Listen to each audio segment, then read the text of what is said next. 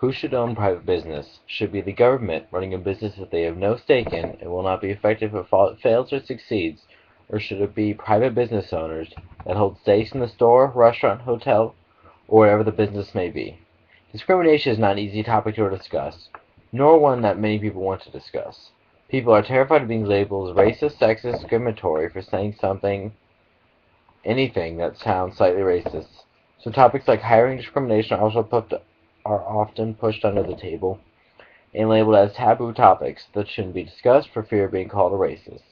But the trial for personal freedom is not a topic of racism, only one that needs to be discussed.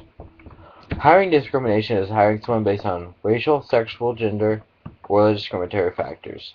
Under Title IX of the Civil Rights Act, it is an illegal process. For a business to neglect to hire someone, they must be able to prove they would not have hired them if they had not been a non-minority. But it is not the government's job to choose who a private business can and cannot hire. If the business fails to succeed, it is the business owner that feels the pains or the joy, not the government. How would you feel if you were told you had to eat eggs for breakfast in order to make sure that was fair to the chicken farmers that they got their fair share of money? Some businesses have been harmed more than others by this law. In 1997, 3 men sued Hooters for not being allowed to be waiters, and each won $19,000.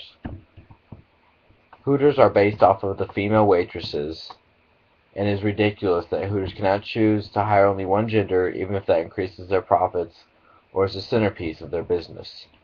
Southwest Airlines ran into the same problem, trying to have only stewardess on the airplanes. If the businesses crash due to these policies, employees and owners have to pay the price, not the government. So why should a company not have the right to make these decisions? On top of all that, reverse discrimination can often be formed by these policies.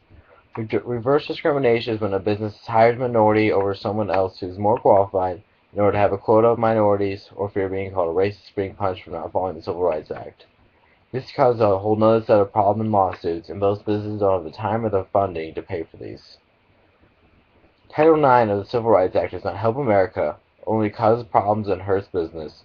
It leads to reverse discrimination, bad hiring practices. It needs to be repealed, and businesses need to be let to make their own decision again.